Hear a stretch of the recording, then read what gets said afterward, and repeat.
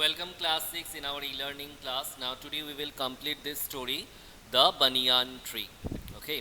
So we have already come to know about the fight which was about to start between that mongoose and the cobra.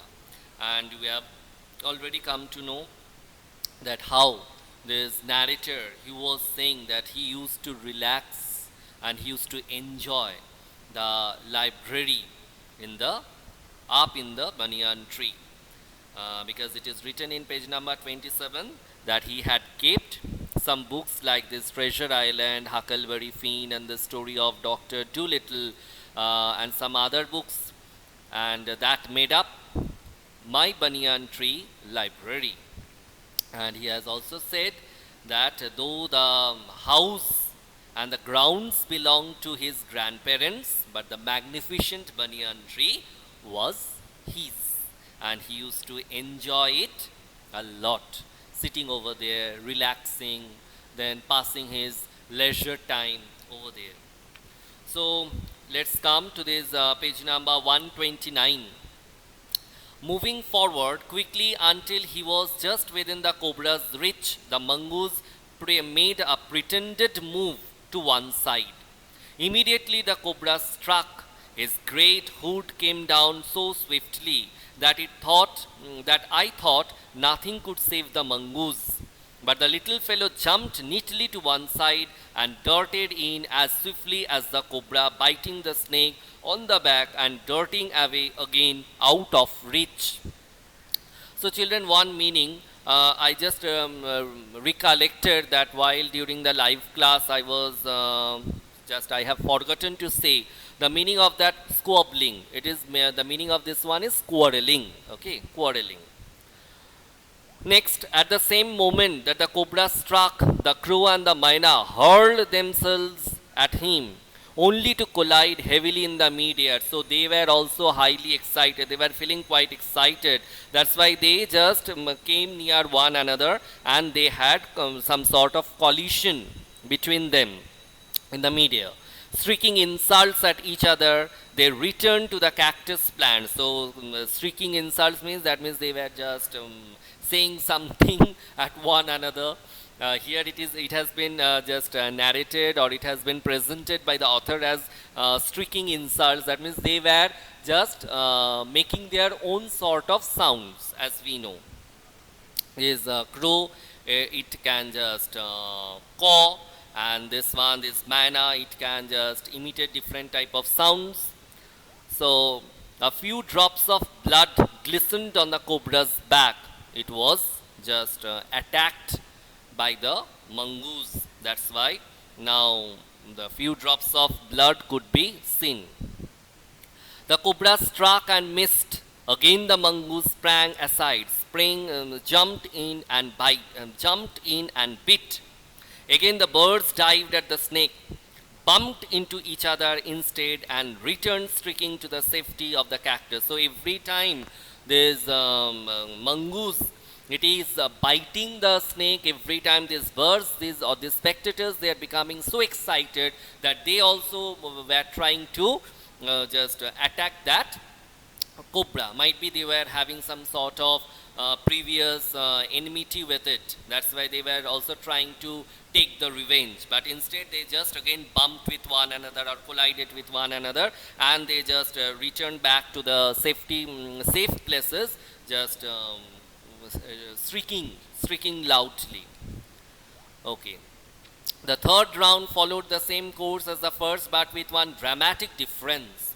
The crow and the myna, still determined to take part in the proceedings, dived at the cobra. Horrible people. That means horrible birds they were. But this time they missed each other as well as their mark. The myna flew on and reached its perch, but the crow tried to pull up in midair and turned back. So actually here the Saraswati Puja is going on. That's why you can hear the sound of this bell ringing and the conch shell which is just being blown. So now what happened? The myna flew on and reached its perch, but the crow tried to pull up in midair and turn back. In the second that it took, in the second that it took the bird to do this, the cobra whipped his head back and struck with great force, his snout thudding against the crow's body. So see the meaning given over here. Pull up here, stop. Okay, so what happened? But the crow tried to pull up. That means it tried to stop and in the midair and turn back. At the time, what happened? This snake, it whipped its back. Whipped its back means moved back suddenly. Whipped his head back and struck with great force. That means moved back suddenly. And snout meaning given the nose and the mouth of an animal. So his snout thudding against the crow's body. So its nose and mouth, that means its face or the mouth, it thudded against the crow's body. I saw the bird flung nearly 20 feet across the garden. It fluttered about for a while, then lay still. The myna remained on the cactus plant, and when the snake and the mongoose returned to the fight, very wisely decided not to interfere again. So the crow died because it was showing over smartness. That's why it died. And it died because of the bite of the cobra, because of the venom of the cobra. As snake cobra, what it did, it moved back and struck with great force, and at that time his snout thudding against the crow's body, and that time it had just poured some sort of poison in the crow's body, and because of that effect, or the effect of the poison or the effect of the venom, the crow died. And from this mongoose, this myna, it took some sort of good lesson, and it wisely decided not to interfere again. The cobra was weakening, and the mongoose, walking fearlessly up to it, raised himself on his short legs, and with a lightning snap had the big snake by the snout.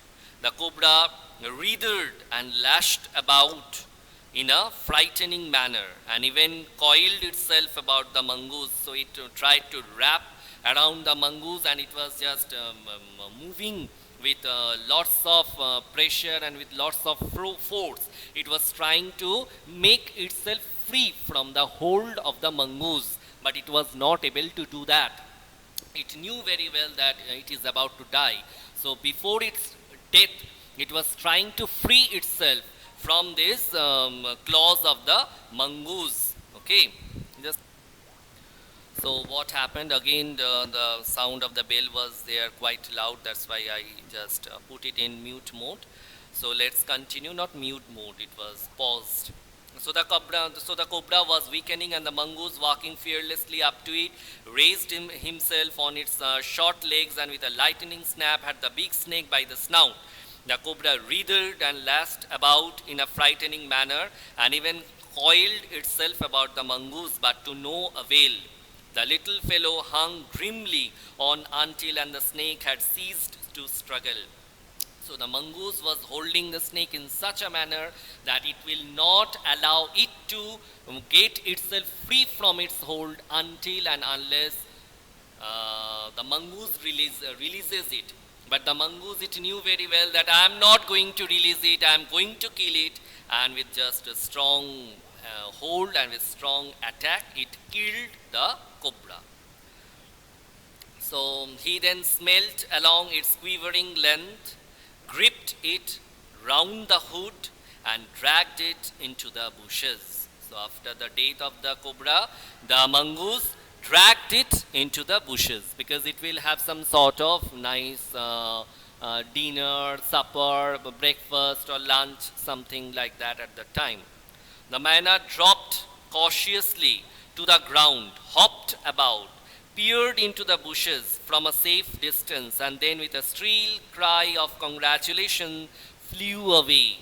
So the myna was now very happy because the cobra had died, and with lots of happiness it wished congratulations to the mongoose and it flew away. It's a very nice story written by Ruskin Bond, but it is slightly abridged. So let us just see now what the question answers are given over here. So children, with this we have completed this chapter today. The explanation part is over, and in our next class it might be one offline video. There we will just see the question answers. Not question answers are not there. Here only this complete the following sentences are here. I will suggest one thing, you just complete it on your own. Complete it on your own. We will, when I will discuss the answers, at that time we will check whether your answers are matching with mine or not. So this one you will complete, and if I find that anything else is also required, at that time I will inform you, or we will complete it in our offline video. So kindly check your offline video every day or regularly or in a daily basis. So children, bye all of you.